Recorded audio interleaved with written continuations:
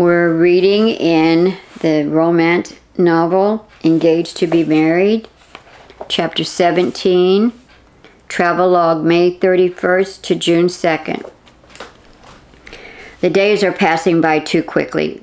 The couple attempts to cram a month's worth of sightseeing into mere days while in the city of Sacramento. Charles systematically goes through Emily's wish list. Since she didn't know she would ever make it to California, she adapted her wish to include sites they found searching online in the business center of the hotel. The temperate weather in California makes walking and visiting all the attractions much more pleasurable than in the cold northern states. Emily pleads with Charles to get some pictures. He doesn't like the idea of the two of them being captured on his cell phone, so he purchases a cheap disposable camera. She enjoys having fun catch him off guard in various settings. Charles returns her teasing him with that camera by grabbing the camera and taking pictures of the tiniest little bites of food that she puts into her mouth.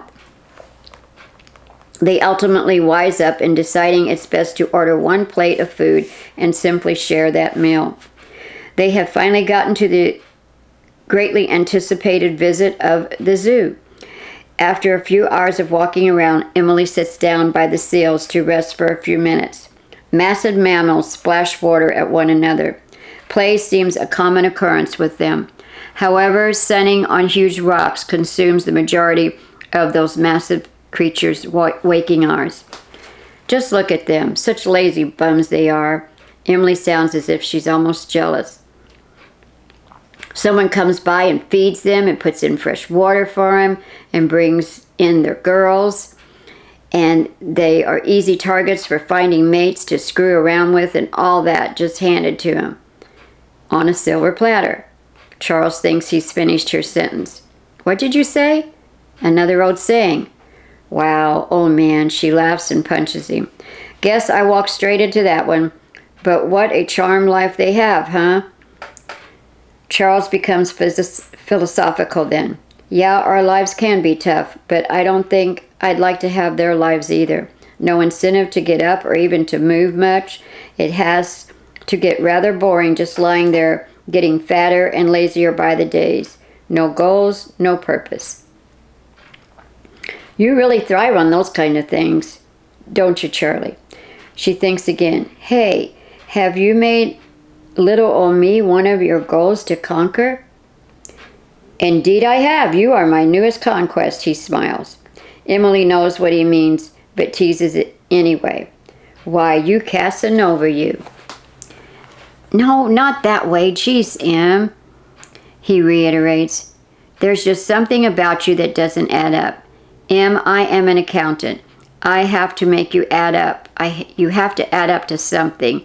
I need to find some positive result. Ending in the negative is not an option for me, are you? Don't I wish? It seems you cannot break away from a purpose-driven existence, even on vacation. Dear, dear Charlie. Yeah, life is sure to suck you back in once you go back there. No, never, never again. You have changed all that for me. Changed my way of thinking. Considering his words, Emily forms an answer. Didn't you mean I should own up to something, not I must add up to something? Knowing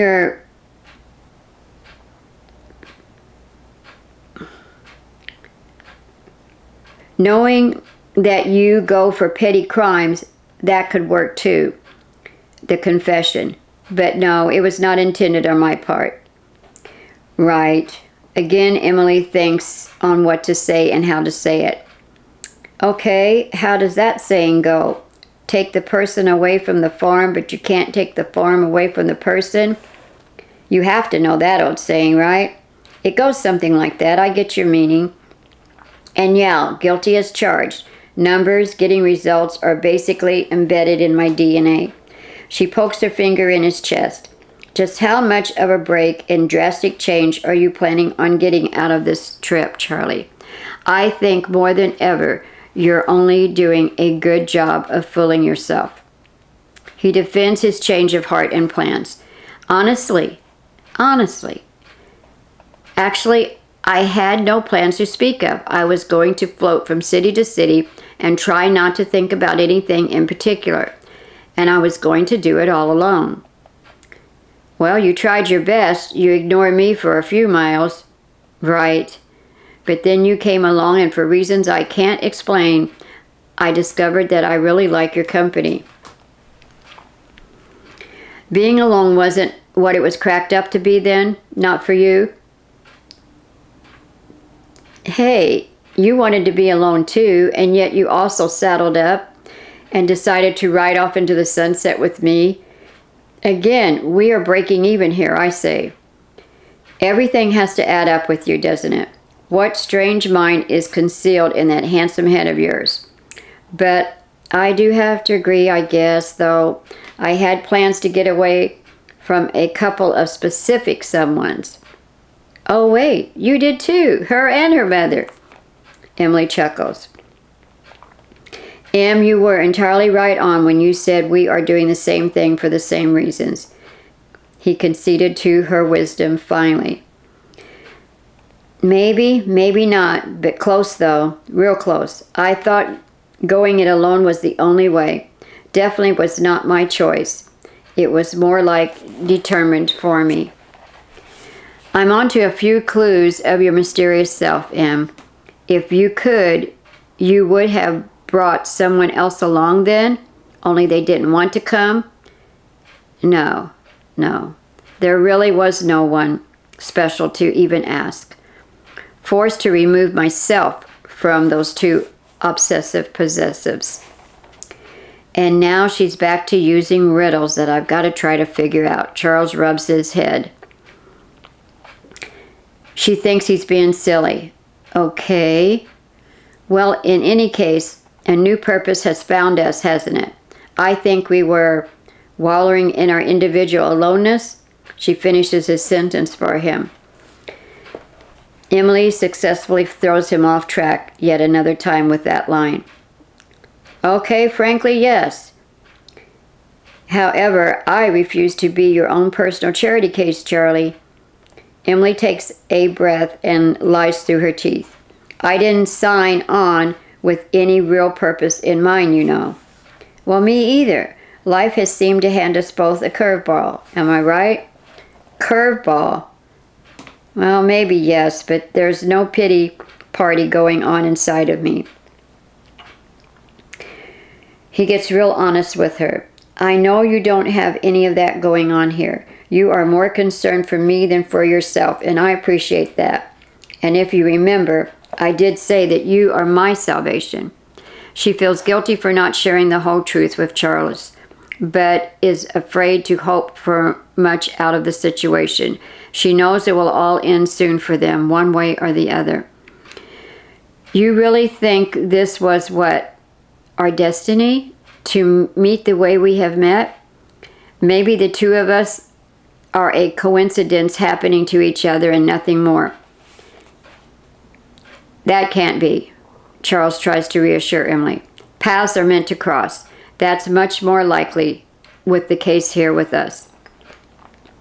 Paths are meant to cross. I would like to believe that, Charlie. I really would. Come on, you don't actually believe meeting each other was a mere coincidence any more than I do. Charles needs to find a purpose for himself and for her. He's looking for redemption from his selfish actions of a few days before. Emily begins to sway back and forth. She immediately throws her arms around his neck. Charles assumes she's acting silly and chuckles in anticipation of what she will say or do next. She keeps swaying. Her words become very slurred. Hey, listen, both plan to go it alone and miserable, and we lick our wounds, not outside, but we want no contact with the world. He watches her closely, but doesn't address her odd behavior. Okay, true, but who wants that really? Besides, you're too wise. I need to keep you around. Swaying again, Emily mumbles as Charles holds on to her tightly. Do not feel intelligent right now. Knew it couldn't, it just couldn't last long. Okay. Everything's going fuzzy. Charles feels her weight pressing against him. Em, what's the matter? Em. For a few seconds, Emily stares blankly ahead. At first he thinks she's putting on the worst prank ever. He quickly realizes she has spaced out, and then Emily goes limp. He has to grab a hold of her before she falls through his arms. Her eyes are wide, but she's not responding, and her eyes are slipping backward into their sockets. Puzzled and scared, Charlie can only sit there on the bench, holding Emily tight to keep her from collapsing to the ground. He gains his composure, grabbing her face. Emily, speak to me. You okay? Em, talk to me. After a couple of minutes that seems like hours, she takes a really deep breath and picks up talking right where she had left off, completely unaware that she lost those precious moments. Yes, I entered into your world and you into mine, and reality's going to creep in little by little, you know, and this free time will turn on us. It will. It can't last. Charles is shaken by the episode, but she appears unfazed and keeps mumbling some. He waits to mention what just happened, although he continues to watch her like a hawk. Em, what in the world ever does last? Nothing lasts. This tiny chunk of free time is all we have to enjoy, so let's enjoy it. You're getting way too deep for me right now. My head hurts for some reason. She tries to get up but is still dizzy and can't get her balance. She eases back down to balance herself on the bench. The look on her face tells all. Oh no, it happened again, didn't it? I knew it. Knew it couldn't last. Stupid pills. They've lost their potency so soon. Feeling something is way off balance in more ways than one, and learning that she's blanked out other times before then, Charles is determined to discover what has harmed his companion. He knows her well enough not to inquire right at this moment about what has caused her to go blank. She's too upset with herself, but he will find out what has happened. He's determined to. Emily holds out her hand, palm open, while leaning on Charles. What is it, Em? What do you want me to know or see? If you would be so kind as to lend me $100, I'll just be on my way now. What? No way. I'll make sure you get it back some way. Em, I don't know what's just happened to you. Maybe you just got overheated. It's really hot out here. You got all worked up, that's all. Let's get you back to the hotel. Rest and food. You'll feel a ton better. It's worth a try, I guess. But honestly, I just need to go. You're too tired. Let's get some rest and discuss this in the morning. She whispers. Whatever you say, Charlie. He halfway lies. Besides, I just don't want to part this way. I'd feel better doing it the right way. And all your stuff is at the hotel. Emily laughs. Charles doesn't share in her humor. What's so funny? She explains. The train station, remember, Charlie? Not a good place to say goodbyes? Well, there's sure nothing wrong with your memory. Don't I wish? He hesitates and wants to press Emily over that reoccurring statement. Charles is almost too afraid to ask now, not sure he wants to know the answer that might be forthcoming. Without another thought, Charles pulls Emily in close, desiring to kiss her on the lips. Instead, he reaches up and kisses her on the forehead, remaining proper and morally correct. Don't worry, I've got this, Em. Charles places both his arms around Emily's waist. She fully leans on him and again throws her arms around his neck. Charles swoops her up in his arms, carrying her down the sidewalk for blocks until he catches a cab. Even in her weak state, Emily teases. This is good practice for your honeymoon, right, Charlie? Charlie isn't as sure. Life's so weird. I so do not want to see or speak to my fiancé right now, But all of a sudden, I feel this strange ache in my heart at the very thought of maybe never seeing you again after this vacation. She knows exactly how Charles feels, but chooses not to say anything at the moment. She just squeezes onto his neck. The pain in her head is very intense, and Emily immediately drifts off to sleep to avoid having to endure it. He thinks she has passed out once again. In silence, he lays her head in his lap and places his one arm snugly around her frail frame as the two ride back to the hotel. That's the end of chapter 17 of the romantic novel Engaged to be Married. We'll pick it up again with chapter 18 in the next audio reading.